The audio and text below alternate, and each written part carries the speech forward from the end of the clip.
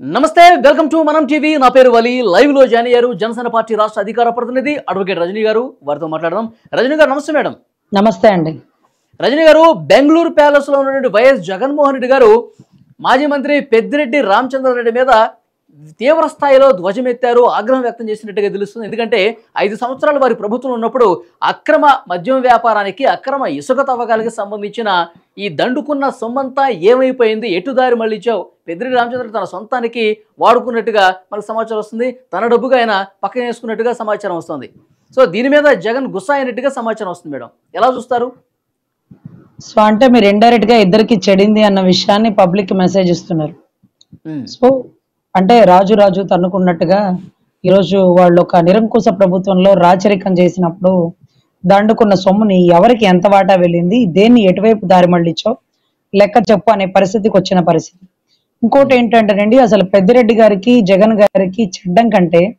పెద్దిరెడ్డి గారే చెడగొట్టుకుని కొంచెం దూరంగా వచ్చారన్న వార్తా కథనాలు అయితే తెలుస్తున్నాయి ఎందుకంటే పెద్దిరెడ్డి గారికి ఆయన కింద ఉండేటటువంటి సామాజిక వర్గం ఆయన కార్యకర్తలే అడ్డం తిరిగేశారు పూర్తిగా అడ్డం తిరిగి ఆయన మీద దాడి చేయబోయే పరిస్థితులు అయితే నెలకొన్నాయి ఆయన సొంత నియోజకవర్గానికి పుంగునూరు పరిసర ప్రాంతాలకి ఒంటరిగా వెళ్ళలేని పరిస్థితులు నెలకొనిందండి ఇంకొకటి ఏంటంటే డిస్టిలరీస్ అధినేత ఎస్పీవై ఆగ్రో డిస్టిలరీస్ ఆ దాన్ డిస్టిలరీస్ విజయసాయిరెడ్డి గారితో అయితే ఎస్పీవై ఆగ్రో డిస్టిలరీస్ ఓనర్ అయినటువంటి మిథున్ రెడ్డి గారు తన కొడుకు అదే రకంగా కొల్లం గాంగిరెడ్డి గారితో గతంలో చాలా సన్నిహిత సంబంధాలు ఉన్నాయి కొల్లం గాంగిరెడ్డి గారి ఇంటికి స్వయంగా ఎంపీ మిథున్ రెడ్డి గారు వెళ్ళే కలవడం జరిగింది మరి ఆయనతో ఈయన ఏం బిజినెస్ చేసేవాడు అంటే కొల్లం గాంగిరెడ్డి అనేవాడు గతంలో ఒక ఇంటర్నేషనల్ రెడ్ శాండిల్ స్మగ్లర్ పాపం 2019లోనే మరి 24 కేసులకి ఒకే దెబ్బకి 23 కేసుల్లో బెయిల్ మీద బయటకు వచ్చిన తరుణాలు ఏంటి 2019 స్పెషల్ అంటే జగన్ రెడ్డి గారు ప్రమాణ స్వీకారం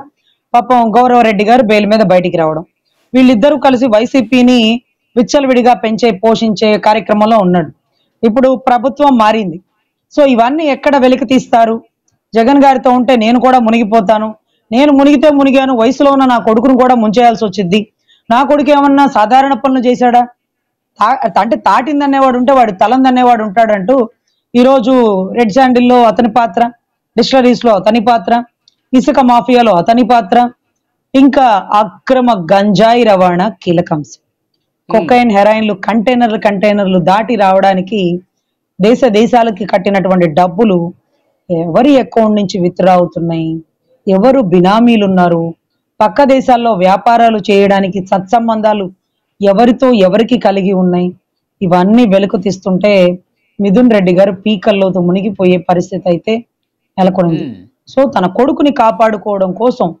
జగన్ గారితో చెడగొట్టుకుంటున్నారా చెడిందా చెడాలని కోరుకుంటున్నారా కార్యకర్తలకి దగ్గరగా ఉండాలన్నప్పుడు జగన్కి దూరంగా ఉంటే మంచిది అనుకుంటున్నారా వాట్ ఎవర్ ఇట్ మేబీ చుట్టూ ఉండే క్రికెట్ టీంలో 11 మందిలో కూడా డ్రాప్ అయిపోయే పరిస్థితి వికెట్లు వాళ్ళంతటి వాళ్ళే అవుట్ అయిపోతున్నారు అదేంటో మేము బాల్ వేసి క్యాచ్ పట్టుకొని ఇదంతా ఏం ఉండట్లే 6 కొట్రా 4 కొట్రా కనీసం సింగిల్ రన్ అన్నా చేయరా అంటే మాకొద్దు బాసు మాకెందుకు అంటూ వాళ్ళంతా వాళ్ళు డక్ అవుట్ అయిపోతున్నారు సో తవ్వే కొద్దీ వెలుగులోకి వస్తున్న నిధులు నిక్షేపాల్లాగా ఇప్పుడు జగన్ గారి కేసు మేడం ఈ ఇసుక తవ్వకాలకు సంబంధించిన కేసులు ఇవన్నీ వెంటనే నమోదయ్యే ఛాన్స్ కనిపిస్తుందా సార్ 100 కోట్ల స్కామ్ జరిగితే కల్వకుట్ల కవిత మీకు ఢిల్లీ సీఎం కేజ్రీవాల్ గారు డిప్యూటీ సీఎం మనీష్ సిసోడియా పెద్ద పైల్వాన్లు తోపులు తురుములు ఆడబిడ్డలే అరెస్ట్ అయిన మూమెంట్ మనోడు డిస్టిలరీస్ తెలుసా అండి ఎస్పీవై ఆగ్రో డిస్టిలరీ తెలుసా దాంట్లో ఏ కెమికల్స్ కలుపుతాడో తెలుసా ఒక సీసా తాగినోడు 2 సీసాలు ఎందుకు తాగుతాడో తెలుసా ఇప్పుడు అవి ఎంక్వైరీ వేపిస్తే వాటిలో ఉండే విష పదార్థం ఆల్కహాలిక్ కంటెంట్ ఎక్కువగా ఉండేది తర్వాత దానికి సంబంధించి కొంత కెమికల్స్ అవి గనక లిమిట్ దాటి వేస్తున్నారు అని తెలిస్తే అంటే వేశారు కాబట్టి ఆ డ్రగ్ లాంటిది ఎడిట్ అయిపోతున్నారు దాంట్లో డ్రగ్స్ లాంటివి కూడా ఇంజెక్ట్ చేస్తున్నారు సో ఇవన్నీ వెలికి తీస్తే వాళ్ళకైనా బెయిల్ వచ్చిందేమో 100 కోట్ల స్కామ్ ఇది కొన్ని లక్షల కోట్ల స్కామ్ బిల్లులు లేకుండా అరే యూనో ప్యాకెట్ కే స్కానర్ ఉందండి స్కాన్ చేసేయాలండి అంటారు మరి అదేంటో 2000 మంది సీసా 3000 మంది సీసా 5000 మంది సీసా అయినప్పటికీ పాపం వీళ్ళు క్యాష్ అండ్ క్యారీ అనమాట సో ఇవన్నీ వెలుగు తీస్తే అసలు మిథున్ రెడ్డి గారు జీవితాంతం చరసాల్లో అయిపోతారు ఆ బులుగు పెయింట్ వేసుకొని లోపల కూర్చోవలసిన పరిస్థితి ఏమో వస్తుంది ఒక్కొక్కరుగా వెళ్ళిపోవాల్సిందే. అత్తారింటికి దారేదంటూ ఏదైతే పవన్ కళ్యాణ్ గారు రావడం, అత్తారింటికి దారేదంటే అత్తారిల్లు అంటే ఏదంటారు మన భాషలో? జైలే కదా. సో అందరూ జైలు ఘట్టానికి లాస్ట్ ఘట్టానికి వచ్చేసిందండి. అరణ్యకాండ, సుందరకాండ, ఇన్ని కాండలు అయిపోయి ఇంకా క్లోజింగ్ కాండకు వచ్చింది. సో ఈ క్లోజింగ్ కాండలో రాష్ట్రాన్ని గాడిలో పెట్టడమే ఒక పెద్ద టాస్క్ కనిపిస్తుంది. ఇవన్నీ సర్దుకొని అప్పులు చూసుకొని ఎట్లా ముందుకు పోవాలి, ఎట్లా సంక్షేమ ఫలాలు అందించాలి, ఇది పెద్ద టాస్క్. ఇటువైపు ఈ కేసులన్నీ కనిపిస్తున్నాయి, గత ప్రభుత్వ అరాచకాలన్నీ కనిపిస్తున్నాయి. ఒక కన్ఫ్యూజ్ వాతావరణం కనిపిస్తున్నాయి అని అంటారా నాయకులకి? సార్ ఇక్కడ అభివృద్ధి చేయడం అనేది ఒక టాస్క్. ఎందుకంటే ఖజానాలో డబ్బులు ఇప్పటికిప్పుడు అభివృద్ధి చేయడం చాలా అంటే చాలా కష్టసాధ్యం అయిపోతుంది. 33,000 ఎకరాల భూములు పంటలు అంటే పండించే పంటలు వాళ్ళు ఇచ్చినప్పుడు చక్కగా సుశ్యామలంగా ఉంది. ఈ రోజు పిచ్చి మొక్కలు కట్ చేపించడానికి 1 సంవత్సరం పాటు పడుతుంది. దానికే ఒక టెండర్ ని పిలిపించండి అంటూ మొన్న చంద్రబాబు గారు అమరావతిలో ఒక బస్ లో కూర్చొని అన్ని విజిట్ చేశారు. ప్రతి గడపకి అంటే MLA quarters, MP quarters, AP quarters అన్ని వీక్షించారు. పగిలిపోయిన తలుపులు, తుప్పు పట్టినటువంటి ఐరన్, ఆ తర్వాత ఇరిగిపోయినటువంటి కొన్ని స్లాబింగ్లు ఇవన్నీ కూడా చూసేటప్పటికి ఒక అరాచకం కనపడిందండి. ఎవరన్నా రోడ్ల మీద దొంగతనాలు జరిగితే మనం చూసాం వాళ్ళు గారు, కానీ రోడ్డే దొంగతనానికి గురైంది అమరావతిలో. ఇసుక ఎత్తికెళ్ళిపారు, కంకర ఎత్తికెళ్ళిపారు, ఇన్స్ట్రుమెంట్స్ కొన్ని ఎత్తికెళ్ళిపారు, కొంత అండర్ గ్రౌండ్ ఉండే దగ్గర నీళ్లలో మునిగిపోయినటువంటి పరిస్థితి. సో ఇవన్నీ కూడా చూస్తుంటే మీరేమంటారంటే అభివృద్ధి చేయాలి కదా, మళ్ళీ వాటితో పాటు ఇది కూడా చేస్తారని, అది కూడా చేయాలి సార్. ప్రభుత్వ సొమ్ముని పంది కొక్కులాగా, గంప కింద పంది కొక్కులాగా తిన్న ప్రతి ఒక్కడిది వాడి బాబే సొమ్మేం కాదు, పులివెందుల సొమ్ము కాదు, మా ఖజానా డబ్బు, మేము పన్ను రూపంలో కట్టిన డబ్బు. ఇది రాష్ట్రంలో మగవాళ్ళు తాగి కాలయాలు పాడు చేసుకుంటే వచ్చిన డబ్బు. వాటిని కూడా 20 ఏళ్ళకి తాకట్టు పెట్టారు సార్. తాగుబోతాడు తాగడానికి భార్య మెళ్ళలో పుసులు తాడు తాకట్టు పెడతాడు, వాడిని తాగుబోతు అంటాడు. తాగుబోతునే 20 ఏళ్ళకి తాకట్టు పెట్టినోడు గౌరవ జగన్మోహన్ రెడ్డిగా మిగిలిపోయాడు. సో మన డబ్బు తిన్న వాళ్ళని కక్కిచ్చి వసూలు చేయాలి. అదే కొంత ఆదాయంగా అసెట్ గా మారుతుందేమో. ఈరోజు అన్ని కోట్ల స్కాముల్లో అక్రమాస్తుల్లో ఆయన ముద్దాయిగా ఉన్నప్పుడు అక్రమాస్తులు ఎక్కడెక్కడి నుంచి సంపాదించాడని మొత్తం రికలెక్ట్ చేయాలి కదా, ప్రభుత్వ ఖజానా మళ్ళీ నింపాలి కదా. సో ఖచ్చితంగా గురుతర బాధ్యత అధినాయకులు ఇద్దరి మీద ఉందండి. ప్రజలు మీ మీద పెట్టుకున్న నమ్మకాన్ని కాపాడుకోవాల్సిన బాధ్యత. గతంలో దారి మళ్ళించిన నిధుల్ని మళ్ళీ రికవరీ చేయండి, వెలుగు తీసుకొచ్చి మళ్ళీ ఖజానా నింపండి. ఆ నింపిన దాంట్లో కొంత డెవలప్మెంట్ బిగించేయండి. 1000 కోట్లు దండుకున్నారు, స్కామ్లు స్కీములు చేసి ఇంత పథకాల రూపంలో దారి మళ్లించేశారు.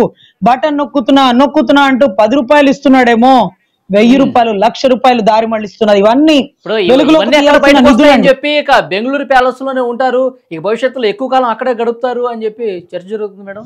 ఇవాళ 1వ తారీఖు వలి గారు పెన్షన్లు పంచాలి. చంద్రబాబు గారు కూడా ఒక విలేజ్ లో వెళ్ళి ఒక ఇంటి దగ్గరికి వెళ్ళి కూర్చొని పెన్షన్ పంచొచ్చారు. మరి పాపం పులివెందుల ఎమ్మెల్యే గారు ఎక్కడ బట్టి నిద్రపోతున్నారు.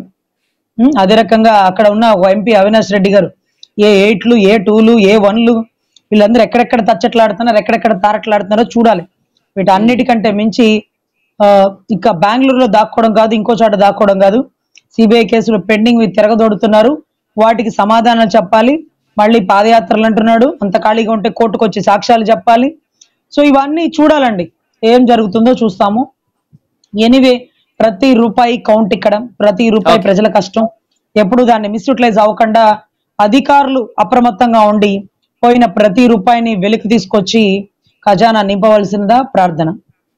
ఓకే మేడం, దండుకున్న ప్రతి ఒక్క రూపాయిని కూడా కక్కించే పనిలో ప్రస్తుత ప్రభుత్వం ఉన్నట్టుగా సమాచారం వస్తుంది. చూద్దాం ఎట్లా జరగబోతుంది. రజనీ గారు, వలి గారు ఇంకొక ఇంపార్టెంట్ పాయింట్ ఏంటంటే, కాకినాడకు సంబంధించి పోర్ట్ లో వింకాలు పలికినప్పుడు ద్వారంపూడి చంద్రశేఖర్ రెడ్డి గారు ఉన్నారు చూడండి, ఆయన సన్నిహితుడు సుపరిచితుడు మన ముద్రగడ పద్మనాభరెడ్డి గారు ఉన్నారు చూడండి. పాపం ముద్రగడ పద్మనాభరెడ్డి గారు అంటే ఏ ఉండగా ఏం సంపాదించుకున్నట్లేరు పెద్దగా. పాపం ఆయన అప్పుడప్పుడు అజ్ఞాతంలో ఉండి తెర మీదకి వస్తారు వీళ్ళందరినీ కాపాడడం కోసం. కానీ ఈ రోజు ద్వారంపూడి గారు దారి మళ్ళీ ఇచ్చినటువంటి బియ్యం సార్, పక్క దేశాలకి మన ఇంటింటికి వెళ్ళి బియ్యం పంచొచ్చడానికి ఒక వాలంటీర్ని పెట్టారు అన్నాడు చూడండి. మరి ఇంటింటికి వెళ్ళడానికి వెహికల్ పెట్టారు, దాంట్లో ఒక డ్రైవర్ని పెట్టారు, మళ్ళీ వాలంటీర్ని పెట్టాడు, మళ్ళీ ఇంకా ఇంత మందిని పెట్టారు ఆ బియ్యం పోసి ఇవ్వడానికి, ఇంకో మనిషిని కూడా. సో ఇంతమందిని పెట్టి ఆ బియ్యం పేదలకు అందుతుందా అంటే కాదంట, కాకినాడ పోర్టుకు అందుతుందంట, అక్కడి నుంచి పక్క దేశాలకు అందుతుందంట. కందిపప్పులు అంటే సరికే లేదా 100% సార్, అవన్నీ వెలుగులోకి తీసుకొస్తున్నారు. వాళ్ళు మాట్లాడినటువంటి మురిగిన మాటలు వర్కౌట్ చేస్తున్నట్టుగా తెలుస్తుంది. 100% అండి. సన్నబియ్యం శాఖ మంత్రి కూడా వెలుగులోకి వచ్చే అవకాశాలు ఎక్కువ వచ్చేసినాయి. కొడాలి నాని గారి స్కాములు, కృష్ణానది నుంచి సన్నటి ఖరీదైన ఇసుకని ట్రక్కు లారీలతో పొద్దున్నే తెల్లవారుజామున 3:30 నుంచికే లోడింగ్ అంతా గుడివాడికి ఎందుకు వెళ్ళిపోతుందో అక్కడి నుంచి సరికెట్ మళ్ళీ ఇస్తున్నారు. ఇవన్నీ కూడా అండి నాని మొరిగాడు, లేకపోతే ద్వారంపూడి మొరిగాడు, జోగి రమేష్ మొరిగాడు అంటే ఆ మొరిగిన దానికి సమాధానం చెప్పే టైం ఓపిక మాకు లేదు. కానీ వాళ్ళు చేసిన స్కాములు బయట పెట్టి జుట్టు పట్టుకొని ఈడ్చుకొట్టి జైల్లో వేసే ప్రయత్నం మాత్రం చేస్తారండి అధికారులు కానీ ప్రజాప్రతినిధులు కానీ. ఆ సమాజానికి సమాధానం చెప్పాలి. అంతే అకౌంటబిలిటీ అండి, జవాబుదారీతనంలో కీలక బాధ్యత తీసుకుంటున్నారు అధినాయకులు ఇద్దరు కూడా. Thank you very much Rajani గారు. నమస్తే అండి.